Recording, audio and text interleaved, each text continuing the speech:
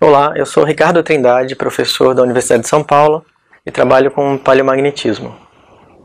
O uso do magnetismo foi de grande utilidade para as grandes navegações. A bússola permitiu cruzar os oceanos em segurança e foi fundamental para a expansão da sociedade ocidental.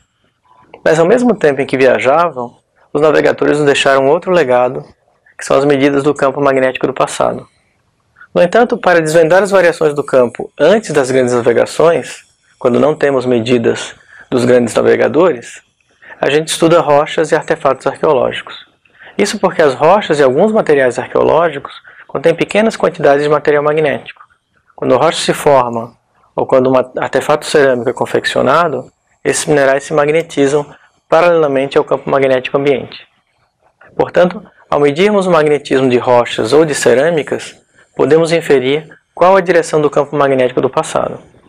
Além da direção do campo magnético, podemos também estimar a sua magnitude, pois a intensidade da magnetização, tanto das rochas quanto dos artefatos cerâmicos, é diretamente proporcional à intensidade do campo ambiente. Essa descoberta valeu o Prêmio Nobel de Física ao cientista francês Louis Néel. Ele mostrou que a capacidade de material em adquirir o magnetismo depende diretamente da competição entre duas energias, a energia térmica e a energia magnética. Em altas temperaturas, no interior da Terra ou mesmo dentro de um forno de cerâmica, a energia térmica ganha e a rocha não apresenta magnetização coerente. Já quando as rochas ou cerâmicas são esfriadas, a energia magnética vence e o material pode permanecer magnetizado por milhares ou mesmo bilhões de anos. A disponibilidade de dados paleomagnéticos e arqueomagnéticos depende da história de cada região, sua história geológica ou a história de ocupação de seu território. A Europa e a Ásia, por exemplo, possuem um amplo registro arqueológico, que torna possível reconstruir a variação da direção do campo desde 1000 anos antes de Cristo. No Brasil, o grupo de pesquisa em paleomagnetismo tem reconstruído as variações do campo magnético da Terra usando tanto rochas quanto artefatos arqueológicos. As nossas pesquisas abrangem toda a América do Sul. O trabalho envolve a coleta de amostras no campo, e essas amostras devem ser marcadas e orientadas de acordo com o norte magnético da Terra.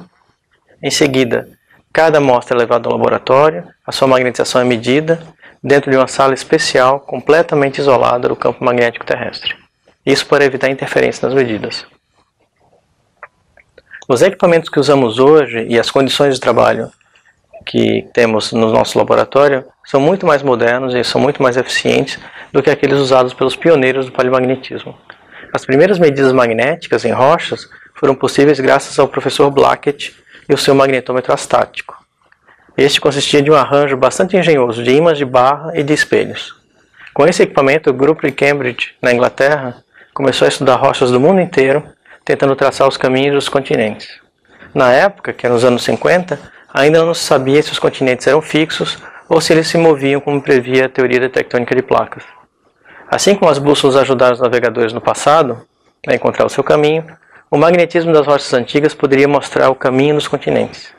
Assim, ele conseguiria demonstrar que no passado a América do Sul e a África estavam juntos, a Austrália e a Índia eram vizinhos, e que naquela época você poderia até viajar de carro da Europa à América do Norte. Hoje nós continuamos os trabalhos iniciados com o grupo de Blackett e estamos desvendando como era a face da Terra desde os seus primórdios há 4 bilhões de anos, quando os continentes foram formados, quando o núcleo da Terra passou a existir e desde quando o nosso planeta tem um campo magnético.